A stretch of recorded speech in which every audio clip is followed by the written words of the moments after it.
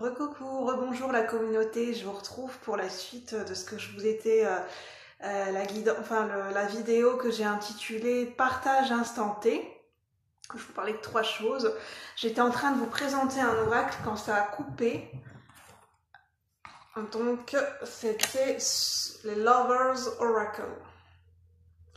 Un magnifique petit oracle avec des images couleur pastel, ambiance un peu décor Moyen-Âge, ambiance un peu comme un château, ambiance médiévale, amour courtois, pro-chevalier, princesse, voilà. Donc je vais vous présenter d'autres cartes, quelques-unes, et je vous parlerai du tirage que j'ai créé. Ouh, j'ai du mal à parler. Donc j'espère que vous allez toujours bien, donc je vais vous montrer. On a cette carte par exemple. Je ne sais pas si vous allez bien voir parce que c'est des couleurs très pastel et un peu floues. Donc n'hésitez pas à mettre sur pause parce qu'il y a des fois, dans cet oracle, il y a de très belles images.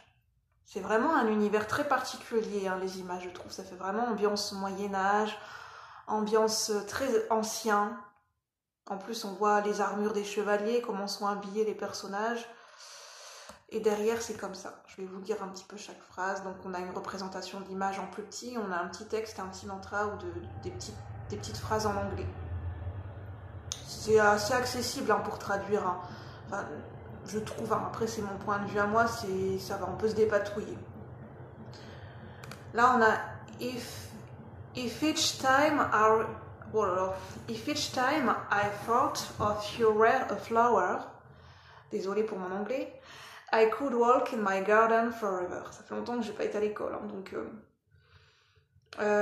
si à chaque fois je pensais que tu étais une fleur,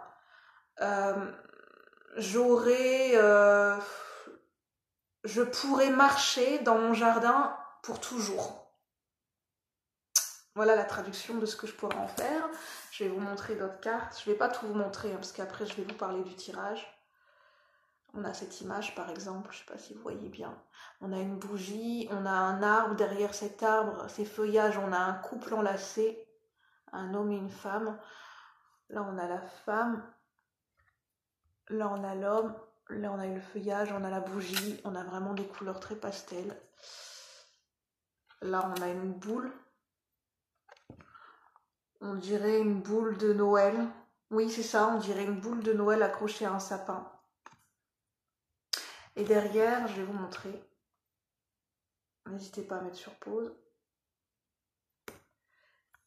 It only takes a second to say I love you, but it takes a lifetime to show how much.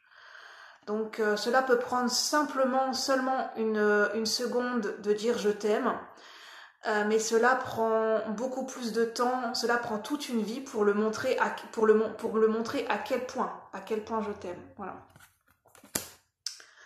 Ensuite, je vais vous en montrer quelques-unes. On a celle-là qui est belle aussi. Je ne sais pas si vous pouvez voir les images. Hein. C'est très joli les images. Hein. C'est couleur pastel. C'est vraiment un univers pour ceux qui aiment bien l'univers un peu Moyen-Âge, un peu couleur pastel, ambiance médiévale, un peu comme l'impression d'avoir des peintures anciennes. Voilà, c'est très joli, mais c'est un petit. C'est un oracle tout mignon qu'on peut emporter partout avec soi. Pour faire des tirages d'amour pour un couple, d'amour de soi, l'amour, mais ça peut être l'amour amical, c'est pas que l'amour amoureux, hein, c'est vraiment l'amour universel, l'oracle de l'amour universel. Voilà, et derrière c'est comme ça. Donc des fois on a des plus longues phrases et des fois des plus courtes phrases.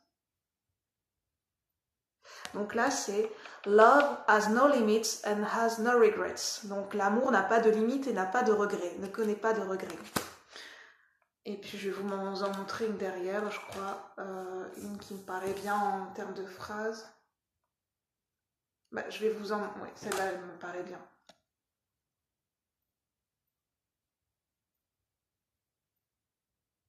Je vais vous montrer encore d'autres images, par exemple celle-ci.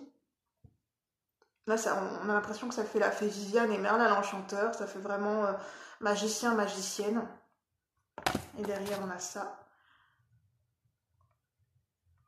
Love is beyond the brain. L'amour est au-delà du cerveau, enfin au-delà de la mentalisée, au-delà des pensées, voilà, je dirais ça comme ça.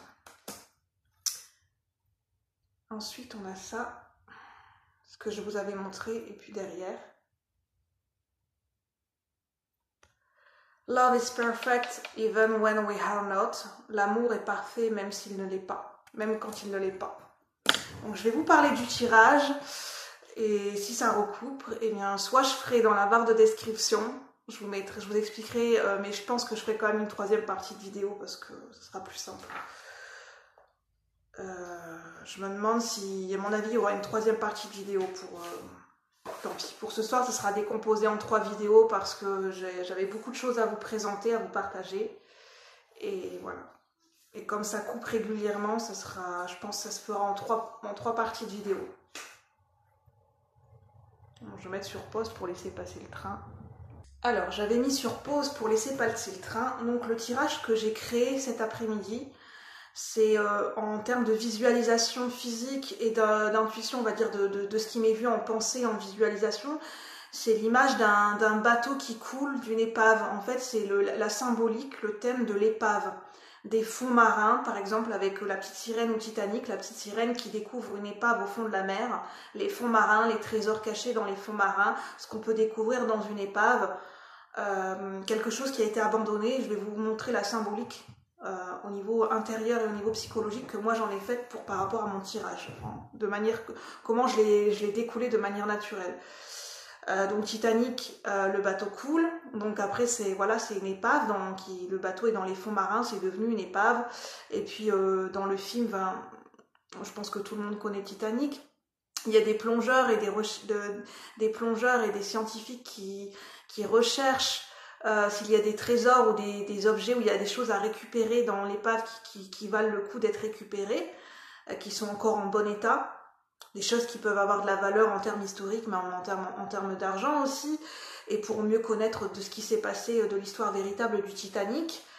Et donc il y a ce thème-là par rapport à ça, il y a le thème de qu'est-ce que l'on peut découvrir dans cette épave, les trésors, les objets cachés dans cette épave, qu'est-ce que ça représente l'épave, métaphoriquement parlant, par rapport à notre intériorité.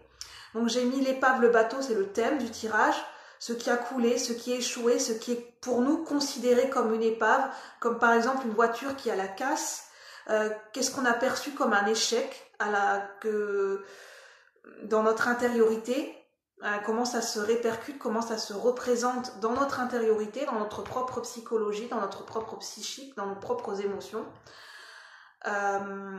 Ce qui a été laissé à l'abandon, ce qu'on a laissé à l'abandon, ça peut être une émotion, une situation, un souvenir ou une partie de nous-mêmes. Là, il n'est pas question de dire est-ce que c'est bien ou c'est mal, est-ce que c'est conscient ou inconscient, c'est pas le but du tirage, c'est simplement de poser un état de fait de ce qui a été laissé à l'abandon par nous. Ce qu'on a laissé couler, quelque chose dont on